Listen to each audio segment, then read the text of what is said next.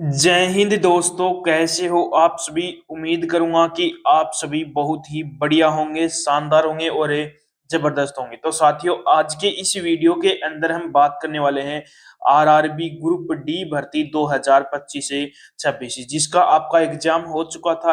अब बच्चे यहाँ पर वेट कर रहे हैं कि सर इसका रिजल्ट है वो कब तक जारी होगा। तो इस वीडियो के अंदर हम रिजल्ट की जो तिथि घोषित हो चुकी है वो कब तक आपका रिजल्ट जारी होगा वो बात करेंगे। महासर्वे का आपका डाटा जारी हो चुका है उसके बारे में बात करेंगे। कट ऑफ लिस्ट का जो आंकड़ा है वो आपका बदल चुका है। यहाँ पर हम जोन वाइज यहाँ पर कट ऑफ की बातें करने वाले हैं। यदि आपके इतने नंबर, जो आपको मैं मार्क्स आज यहाँ पर बताऊंगा, यदि आपके इतने नंबर बन रहे हैं तो आप अपनी जल्द से जल्द फिजिकल की तैयारी पर लग जाएं। काफी बच्चे यहाँ पर फिजिकल की तैयारी पर लग चुके हैं। जो बच्चे फिजिकल की तैयारी पर नहीं लगे हैं तो ये वीडियो देखकर अपनी फिजिकल की तैयारी पर जल्द से जल्द लग जाना, ठीक है। तो सबसे पहले मैं यहाँ पर बात कर लेता हूँ कि जो आपका एग्जाम है वो कब हुआ था। तो एग्जाम है वो 27 नवंबर से 10 फरवरी के बीच में आपका एग्जाम है वो कंडक्ट करवाया गया था, जिसका आपका रिजल्ट है वो आपका कब तक जारी होने के पूरे पूरे चांस है। तो आपका जो रिजल्ट है वो लगभग लगभग चांस है कि मार्च मार्च के लास्ट वीक में, मार्च के लास्ट वीक तक आपका जो रिजल्ट है वो जारी होने के यहाँ पर पूरे पूरे यहाँ पर चांस है कि मार्च के लास्ट वीक तक आपका रिजल्ट है वो जारी कर दिया जाएगा। तो पहला जो बच्चों का जो डाउट था वो आपका क्लियर हो चुका है कि मार्च के लास्ट वीक तक आपका रिजल्ट है वो जारी कर दिया जाएगा, ठीक है।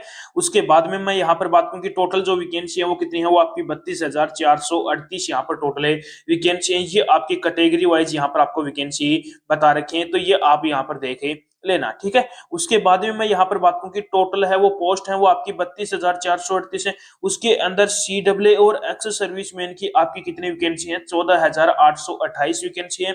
और नॉर्मल जो आपके हैं वो 17,610 वैकेंसी है। यानी कि 32,438 में से 14,828 एक्स सर्विसमैन और सी डब्ल्यू की है और बाकी आपकी 17,610 है वो बाकी नॉर्मल की है। उसके 3 गुना कैंडिडेट यानी कि 52,830 कैंडिडेटों को यहाँ पर फिजिकल के लिए बुलाया जाएगा, ठीक है।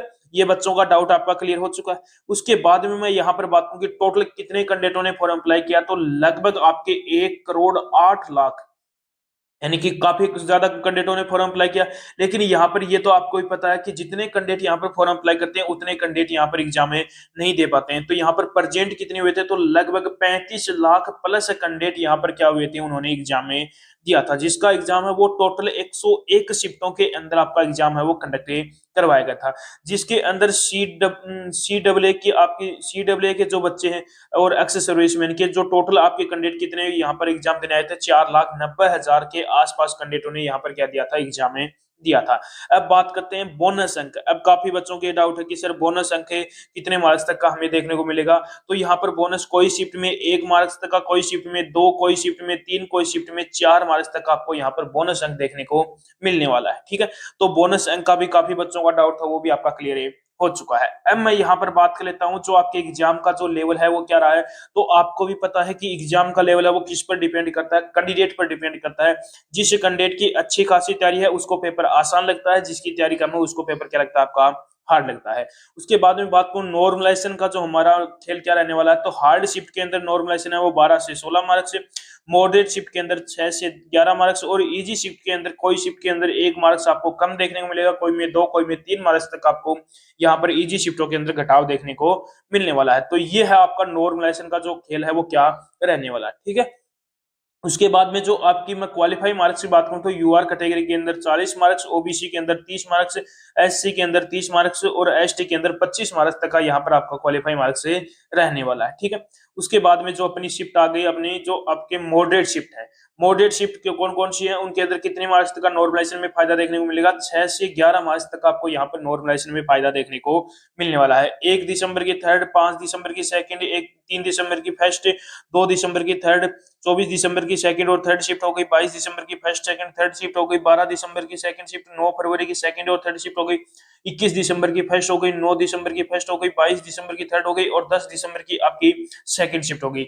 ये शिफ्ट क्या है, आपकी मॉडरेट शिफ्ट है। इन शिफ्टों के अंदर मिनिमम 6 मार्क्स और मैक्सिमम आपको 11 मार्क्स तक का यहाँ पर नॉर्मलाइजेशन में फायदा देखने को मिलने वाला है, ठीक है। तो आपकी मॉडरेट शिफ्ट है वो कौन कौन सी है, वो डाउट आपका क्लियर हो चुका है। अब उसके बाद में बात करूं हार्ड शिफ्ट है। हार्ड शिफ्ट के अंदर मिनिमम 12 मार्क्स और मैक्सिमम आपको 16 मार्क्स तक का यहाँ पर नॉर्मलाइजेशन में फायदा देखने को मिलने वाला है। अब हार्ड शिफ्ट कौन कौन सी है, 14 दिसंबर की सेकंड, 4 दिसंबर की फर्स्ट और थर्ड शिफ्ट, 27 दिसंबर की फर्स्ट सेकंड थर्ड शिफ्ट हो गई, 19 दिसंबर की फर्स्ट शिफ्ट हो गई, 8 दिसंबर की सेकंड और थर्ड, 3 दिसंबर की सेकंड, 10 दिसंबर की फर्स्ट और थर्ड शिफ्ट हो गई, 28 दिसंबर की सेकंड, 5 फरवरी की सेकंड, 9 फरवरी की थर्ड, 29 फरवरी की फर्स्ट हो गई, 29 नवंबर की फर्स्ट हो गई, 21 दिसंबर की फर्स्ट सेकंड शिफ्ट हो गई, 11 दिसंबर की फर्स्ट हो रही सेकंड शिफ्ट। ये शिफ्ट क्या है? आपकी हार्ड शिफ्ट है। इनके अलावा भी आपकी जो 22 दिसंबर की फर्स्ट शिफ्ट है, 9 जनवरी की फर्स्ट है, 23 दिसंबर की सेकंड है, 2 दिसंबर की सेकंड, 4 फरवरी की सेकंड, 29 दिसंबर की थर्ड हो गई, 12 दिसंबर की फर्स्ट और थर्ड शिफ्ट हो गई, 15 दिसंबर की सेकंड, 17 दिसंबर की फर्स्ट, 30 दिसंबर की थर्ड, 5 दिसंबर की थर्ड, 1 दिसंबर की आपकी सेकंड शिफ्ट है। उसके अलावा 9 फरवरी की फर्स्ट, 14 दिसंबर की थर्ड, 5 दिसंबर की फर्स्ट, 5 फरवरी की फर्स्ट, 2 फरवरी की फर्स्ट, 8 जनवरी की थर्ड, 9 दिसंबर की सेकंड, 3 दिसंबर की थर्ड, 1 दिसंबर की सेकंड और 6 फरवरी की फर्स्ट, 28 नवंबर की फर्स्ट और 19 दिसंबर की आपकी ये कौन सी शिफ्ट है? थर्ड शिफ्ट है। ये शिफ्ट भी क्या है? आपकी हार्ड शिफ्ट है। इनके अलावा 10 फरवरी की फर्स्ट हो गई, 8 दिसंबर की फर्स्ट हो गई, 8 जनवरी की सेकंड, 19 दिसंबर की सेकंड और 4 दिसंबर की सेकंड। ये शिफ्ट क्या है? आपकी हार्ड शिफ्ट है। इन शिफ्टों के अंदर जिस भी कैंडिडेट ने एग्जाम दिया तो उस कैंडिडेट को मिनिमम 12 मार्क्स और मैक्सिमम आपको 16 मार्क्स तक का यहाँ पर नॉर्मलाइजेशन में फायदा देखने को मिलने वाला है। तो ये आपकी हार्ड शिफ्ट होगी, मॉडरेट शिफ्ट मैंने बता दी है। अब इनके अलावा जो बच गई वो शिफ्ट क्या है? आपकी इजी शिफ्ट है। उन शिफ्टों के अंदर आपको घटाव देखने को मिलने वाला है।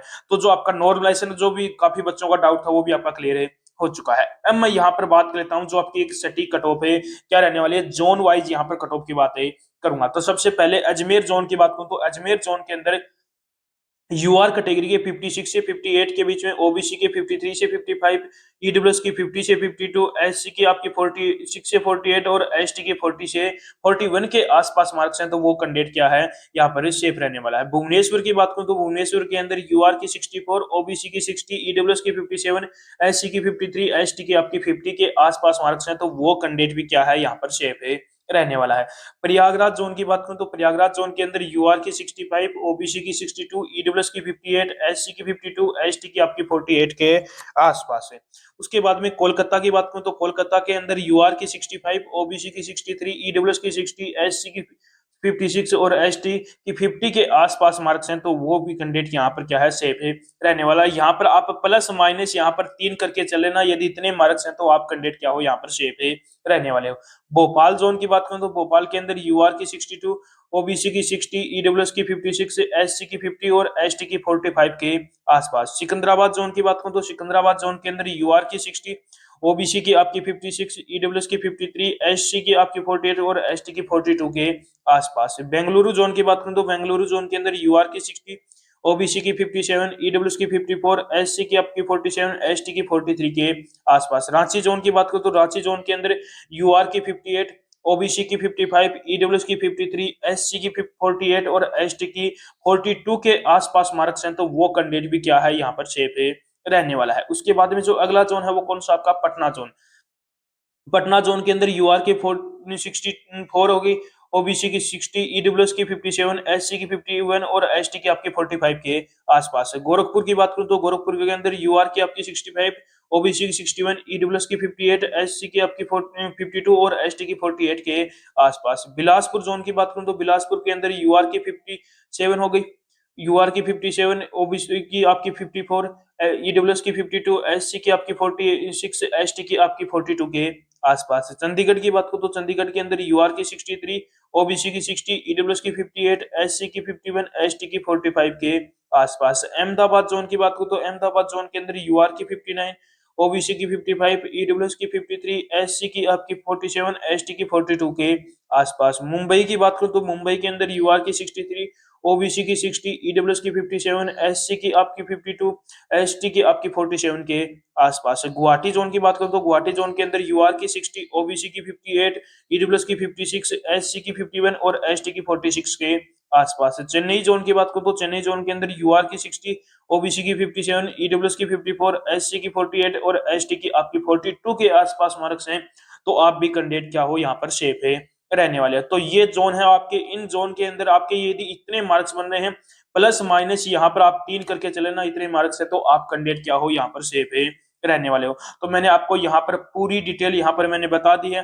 यदि अभी भी कोई भी बच्चे का कोई भी डाउट बचा हो तो वो एक बार कमेंट बॉक्स में कमेंट करके जरूर बताना, और एक बार कमेंट बॉक्स में आप कमेंट करके जरूर बताना कि आपने कौन सी शिफ्ट में एग्जाम दिया, किस जोन से हो और कितने मार्क्स आपके बनने हैं। तो उसका रिप्लाई मैं आपको बहुत जल्द ही करने वाला हूं। तो उम्मीद करूंगा कि आपको हमारा ये वीडियो पसंद आया होगा। तो एक बार लाइक शेयर सब्सक्राइब जरूर करना और एक बार कमेंट करके जरूर बताना कि आपको हमारा ये वीडियो कैसा लगा।